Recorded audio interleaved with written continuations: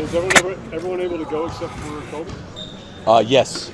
Yes, everybody. I mean, Yuki was a little bit limited, just waiting to get back some results on just his physical. He did not contact today. Okay. You guys did do some contact today? Oh, yeah. Lots of it? Lots of it, yes.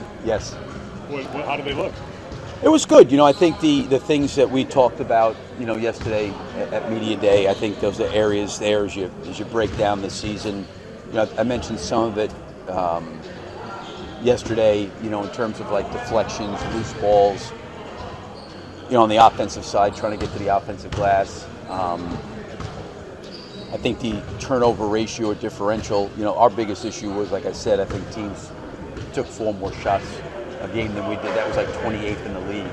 So there's just areas I think we've got to really focus on that we can control. Charges, the deflections. I think the deflection hopefully will generate maybe some more turnovers for us getting to the glass a lot more. Like, it's, the possession game, to me, those things generally come down to physicality and how we can find a way to be better in those areas. Just one more from me. So, like, last year it was easy for you to talk about the offensive change because it's like play faster, get up more threes, earlier shot clock. Right. When you talk about a defensive transformation, is that what you're talking about? More charges, more active hands, more deflections, more physicality. Is that the easy summary of it? Yeah, yes. But like there's also things too where I felt as much as, like, for example, I think the year before last year, I think we were either 29th or 30th in transition points, right? And they flipped it and we went to number 1. And I'm not sitting there saying that every category we're going to go from 28th to 29th to 1, but like we can be better taking charges. We shouldn't be 28th. Like loose balls, we can be better there. 27th, 28th in offensive rebound, we can be better there. We've got to do a better job constantly coaching and putting more of an emphasis on those things. But there are some of those things are offensively too. The offensive rebounding is taking care of the basketball is another one of those areas. But there are certain things that I think that we can be better at, the controllables. Whereas I think sometimes you say physically, hey, line up and guard this guy one-on-one. You can break down every one of our players individually, defensively, and say, hey, what kind of defender is he? Like Isaac Okoro's got the reputation of being an elite defender. Some other guys have got to, may need more help, right? But there's still things I think we can do because the shooting and the shot profile I thought was really good, and the guys transformed that last year, which was great. But now the next iteration of that is that's not good enough. It probably maybe took some teams by surprise how fast we played, but now the development and the growth has got to be in some other areas. Billy, can the addition of a guy like Isaac change the whole look of the defense, or is that putting too much on one guy, that his presence motivates guys and also what he does himself individually? Yeah, I don't know. To me, I think he can, because there's things that he's really good at that we need to get better at, and I think there's an example that those guys can look at. So I think he's able to help that standpoint. But to put all the physicality just on him, I think there's no way he can do that. But I do think him knowing the league, him guarding some of the best players in the league, the other part of it too is I think the way he plays off-ball screens, in pick and roll, him going to the offensive glass, those are things we need to get better at. He's good at those things. That can be, I think, a great tool, and he could be a great example for a lot of our younger guys. You sort of hinted at the fact that quite a few, while you're trying to get you guys to buy into this new defensive stance, quite a few of these guys don't have a one-on-one reputation. Right. Isaac might have. So right. I guess in what ways are you trying to take all those things you want to do on defense and turn it into sort of a digestible lesson for those guys? Yeah, I mean, for every player,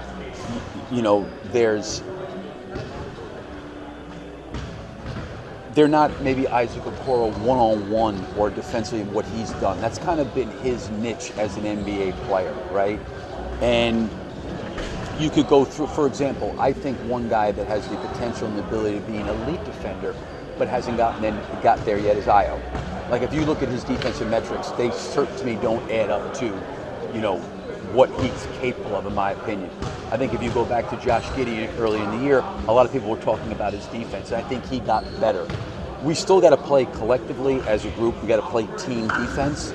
But I do think that every player on our team is capable of putting their body into play and taking a charge. Like, I don't think there's any reason we can't be better in that area. I think every player is capable of putting their body in a play. I think when it comes to deflections, we're all capable of putting our hands up and trying to be disruptive in passing lanes. I don't mean gambling and trying to go for steals and take ourselves out of position, but I'm not asking Josh or Kevin Herter or anybody to be Isaac Okoro.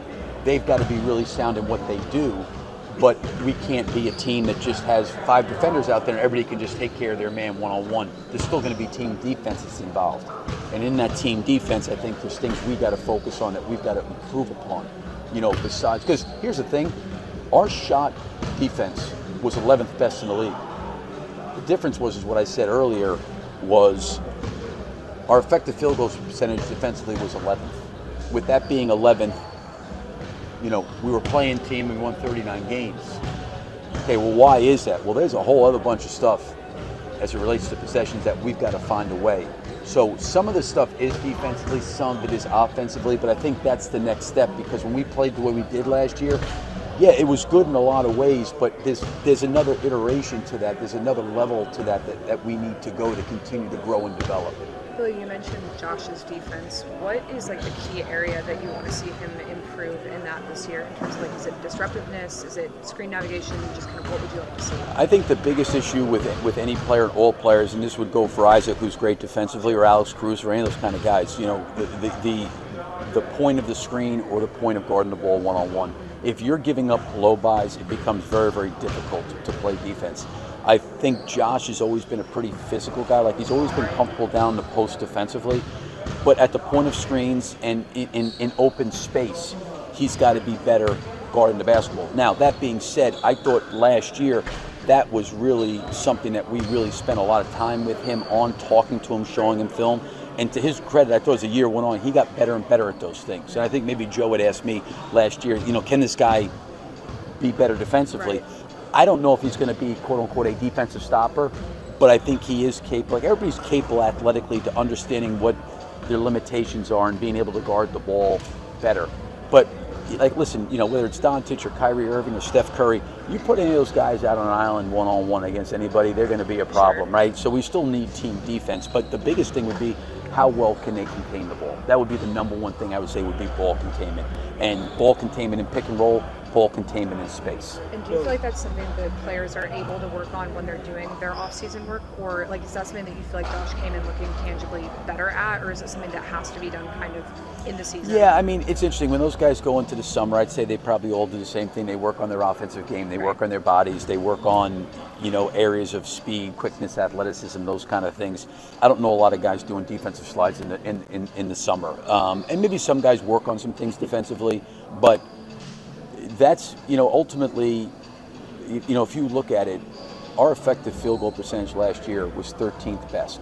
So, maybe it was slightly better than middle of the road, and our effective field goal percentage defensively was 11th. It's not always about missing and making shots. Certainly that helps, but that's not the end-all be-all, Even if you have good, an effective field goal percentage, but you're turning the ball over, you're giving up offensive rebounds, you're not offensive rebounding, you're not generating, free throw line opportunities, you're not getting to the rim.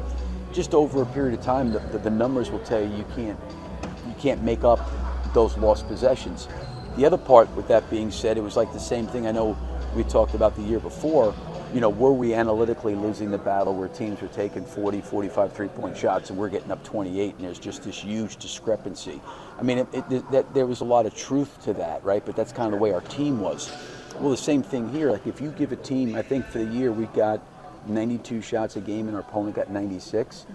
Well, if you're going to start every game and say, okay, here's 5 more shots, here's 4 more shots, right. Our, I think, net rating last year was minus 1.6. With this group, if you just go on the effective field goal percentage, you sit there and say, I like have 4 more shots. Right. Maybe things would be a little bit different, but what are the areas that create 4 more shots for you? And that's what we've tried to focus on. And a lot of that stuff, quite honestly, Julie, is the physical stuff. Sure. That's where we've got to, put your body in a play, take a charge. That's a possession we get back. A shot goes up, we offensive rebound, right? It's a possession. Being responsible. I know we talked early in the year, and some of it wasn't the guy's fault. It was just early in the year, new style of play. We turn it over 22, 24, 25 times, and it was every other. It's hard to win like that when you're just your team's getting so much more opportunities than you are. The ability to increase physicality. I've got several questions, Beth. So hang on. Perfect. I've got several questions. Okay. I was just gonna say, with like the increased physicality and some of the stuff Arturos was talking about yesterday, picking up full court, do you feel like there's any trade-off there, or any concern about like that impacting the type of effort or force that you play with on the offensive side? Listen, I when I was in college, I always pressed, so I'm all for that, right? I think it's very difficult in an NBA game with 100 possessions to sit there and say you're going to pick up and press 48 minutes, right? But there are dead balls and free throws that we can do different things to try to be maybe a little bit more disruptive and have possessions during the course of the game. Like if you look at teams playing zone, right? Probably 90% of what they do for the year is going to be man-to-man. But they have these wrinkles that they throw in to maybe break momentum, break tempo.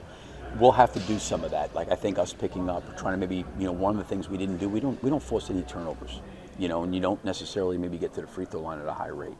What ended up flipping after the All-Star break that we need to build upon was the rim. The rim was the biggest difference. We got to the rim a lot more after the All-Star game and after the trade deadline. And then on top of that, we did a better job defending the rim. So we've shown some signs of the physical things that we can do, but we've got to have to do them more and more consistently. And listen, for a young group, there's going to be growth. Like Modest and I were just talking about how he talked about, he's like, wow, man, it's a lot of effort to go to the glass on every single possession, and it is. And, you sit there and start trying to conserve energy. And that's why I think I mentioned that I think you see in the playoffs now, it used to be rotations were cut.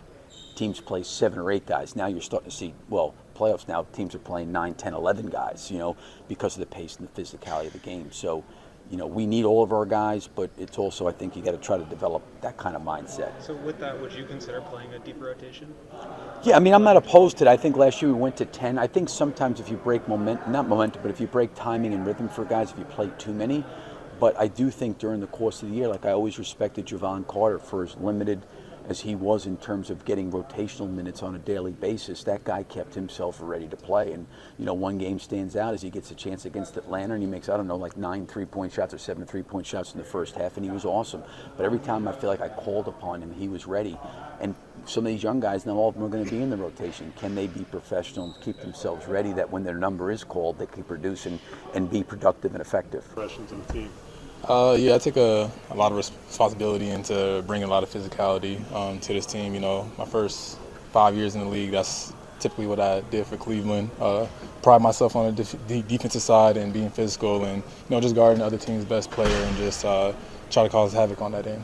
What was your impression of this team from the other side for the last 5 seasons? Man, they were fast. They were fast. A lot of young, athletic guys. You could tell that they had the passion. They wanted to win. Coached by Billy, they played well. They played with a poise. They were fast. Just like before playing them, we knew it had to be conditioned. Your body has to be upright, and at the end of the day, like I said, they play fast. Isaac, when your guys' season ended last year in Cleveland, you go through your exit interviews and stuff. Did you get a sense that I could possibly be on the move, or were you kind of just completely shocked that they went ahead and dealt you? No, I wasn't shocked. Each year, after the league, you kind of have a little bit of doubt in your mind, might be traded. You hear trade rumors. It happens. It's the nature of the business, especially the way the year ended last year and us not getting to where we wanted to be last year. I knew there would probably be some changes, so it wasn't shocking. One of the things Modest said is what they've seen from you in pickup and early on here, what you do is contagious. Are you getting a sense that one guy can kind of make other guys want to stand in front of somebody and take a charge and kind of feed off of that? Is there something to that where what you do can spread and be contagious? Yeah, it's definitely contagious. If you see one of your teammates dive on the ground, go for a loose ball, they're playing hard, you don't want to be the guy that is out there looking like they're not playing hard. So it's kind of a contagious thing. If I see Modest take a charge, I want to be the next person to take a charge. Kobe, Ayo, next person I want to take a charge. So little things like that are very contagious. How are you viewing this opportunity on the offensive side? I know we asked a lot about physicality and defense, but do you feel like there's more opportunity to showcase what you can do with the ball in your hands just more sort of egalitarian offense compared to what you guys had in Cleveland? Yeah, definitely. There's a lot of unselfish guys on this team, and like guys like Josh, Io, Kobe, Trey, guys that have the ball in their hands a lot. They're willing to pass the ball ahead. Everyone on this team is looking for each other. So one thing I can say was, everyone's unselfish on this team. Is everyone's looking to get each other better. Where did that defensive kind of knack come from in your career? Like, do you remember at what point you started, whether it was as a kid in college, when that kind of maybe spark came through? Yeah, that was definitely as a little kid. Like when I was like 6, 7 years old. Like the only way I was getting on the court was by playing defense. So not a lot of people were gonna pick me to be on the court because at that young age I wasn't shocking other people with my offensive abilities, but like more so just guarding guys. So I knew the only way I could be on the court was by playing defense. So it stemmed from, as a little kid. Yeah, Isaac, just going back real quick to the moment you were traded, where were you when you got the call? Was it your agent? Was it Cleveland? Or do you remember where you were when you got the call? I definitely do. Can't forget it. I was in a nice hot Pilates class. I was in a nice hot Pilates class, and I came out the class and I had a call from my agent. So at that point, I knew that I was getting traded. So it was I had a good class, and I had the great opportunity to come here to Chicago. So it was a great day for me. Is hot Pilates something you do often in the off season? Or? Oh yes, I do it, and I've been trying to figure out a good hot Pilates place to go here in Chicago. So I'm still looking for that. Noah, what was the first day like today? Kind of what did they have you doing today? I mean, that was pretty cool. That was my first day of the training camp my whole life. That was nice. A lot of energy in the group. Everybody together for the first time. So that was just fun to play all together, just compete. That was really fun. I know we talked to you about this over the summer, but as you get into training camp, what has been communicated to you in terms of expectations of your role, kind of what you're going to be expected to do in terms of playing time, etc.? We don't talk that much about playing time. I think I just talk with the coach about my roles, like just bring the energy on the court, offensively and defensively, just play the game I play since I'm here. And yeah, just help the team to compete for the win. What was the rest of your summer like after summer league? I go back to friends for like 2 weeks and I just land here back again for just training and all that. Do you feel like just playing into almost June with Ulm and then going straight to summer league that you had enough time to like rest and recover and do some of the like strength training that you need to do before your rookie year? I mean, I'm pretty young, so I got a lot of energy, so that was a lot of time. No, how have the scrimmages in September and the first day of training camp compared to even the intensity of summer league? I would say that's way different. Summer leagues, like, we just play and compete for something, for the win. And right now it's like, of course we compete, but we also try to create some chemistry together. So that's like a little bit different. Do you feel like you'll, just coming from Ulm and playing in a professional league, a lot of people are saying like you're 18 years old, you're not going to be able to like really make a big impact right away. Do you feel like that's going to be the case, or do you feel like just with your experience you will be able to, play at this level? I mean, when I'm come to Ulm, they say the same, and I think I do a great job at Ulm. So that's just me and me. I need to put the work on for be ready for league. I know that's a different level, so I just need to work for that, do some weight room, go on the court, practice, and that's gonna be good. Did you participate in either of those informal group sessions that the team had, the one in LA and the one in Miami? I think it was in Miami. Yeah, I was on both. You were both? Yeah. What has that been like in terms of you getting to know your teammates, and you feel like you were pretty connected even before you got to training camp? Yeah, I think that was some great time. Even more Miami, that was the first time a lot of people was there just practicing, and we got also some time off together. Just fun know each other, talk a little bit outside of basketball, so that was nice. And I think you told us this after the draft, but you're going to have a support system here in Chicago. Is your mom going to be? Yeah, my mom is coming with me, so she's going to stay for the first year at home, and we're going to see. Nice. Thanks, Noah. Thank you very much.